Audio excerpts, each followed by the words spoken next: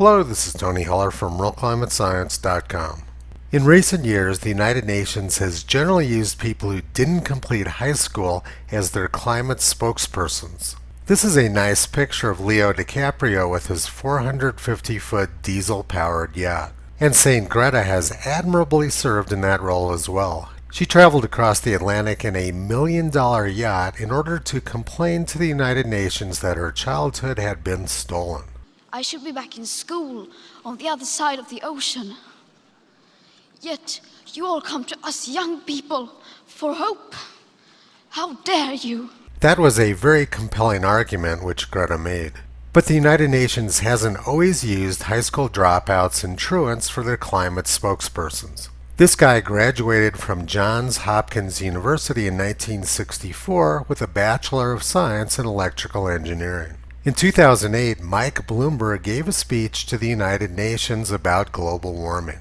He said, "Terrorists kill people. Weapons of mass destruction have the potential to kill an enormous amount of people, but global warming in the long term has the potential to kill everybody." This means that everyone who exhales greenhouse gases dozens of times a minute is the worst kind of terrorist. So let's take a look at the actual data to see what death rates from natural disasters have been doing over the past century as greenhouse gases have been increasing. Over the past century, atmospheric CO2 levels increased from 300 parts per million up to over 400 parts per million, and during that time, deaths from all types of natural disasters, including weather, are down 80%.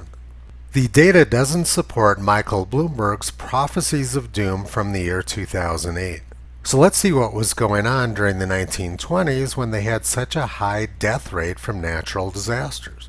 100 years ago, millions of people around the world were threatened with death from a record heat wave and drought.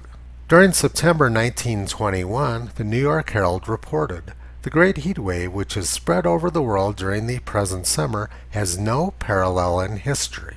There have been hot waves, there have been famines, there have been pestilences at various times and in many places, but none so blighting and terrible as this. Abnormally high temperatures have prevailed in almost all parts of the northern hemisphere and have continued for an unprecedented length of time. People were starving to death in much of Europe, Russia, and Asia." This was an article from October 1921 in the San Francisco Examiner. Science and our worldwide upset weather. The astonishing theory that the disastrous heat and drought of the summer were due to our solar system passing through a vast unseen cosmic cloud at a time when sunspots were hottest. The astonishing theory is supported by certain evidence which will be considered later. As to the upset weather with its worldwide heat wave and drought, we have evidence enough.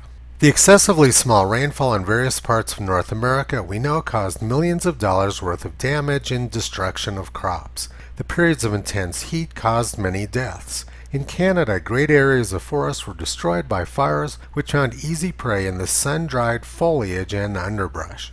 In England and France, there was practically no rainfall from January until August, and the loss to farmers and the suffering were intense.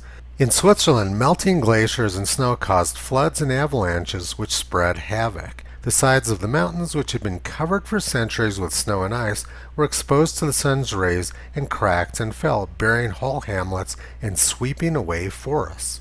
The graphic newspaper in London described October 1921 as being unprecedented and sizzling.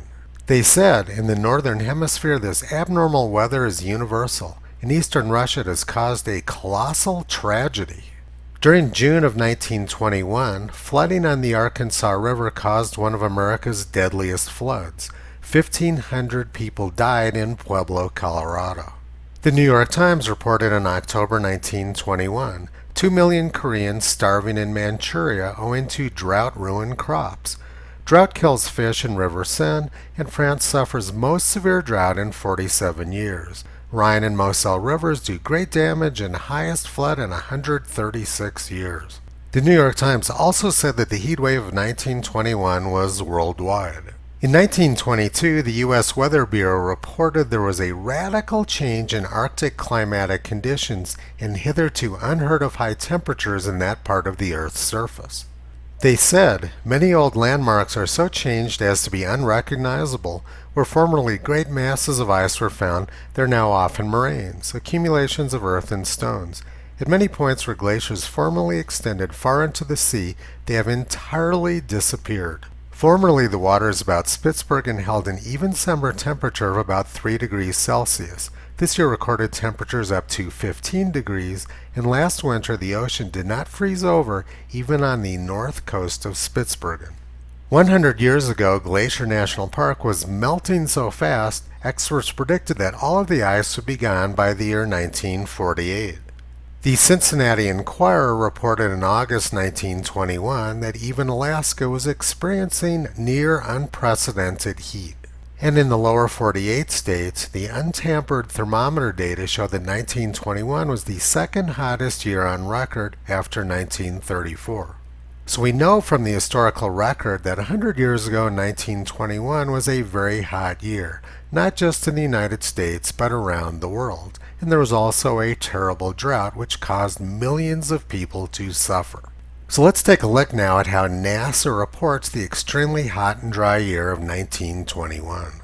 NASA shows 1921 as being one of the coldest years on record. This graph from NASA is simply not credible, yet it drives the belief system of people like Leo DiCaprio, Greta Thunberg, and Michael Bloomberg.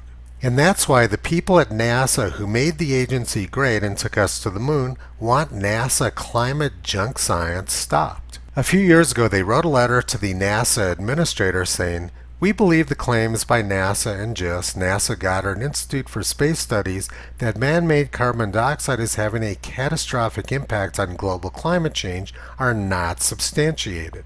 But regardless of the credibility of NASA's climate science, why would Michael Bloomberg want to take us back to the horrible weather of 100 years ago?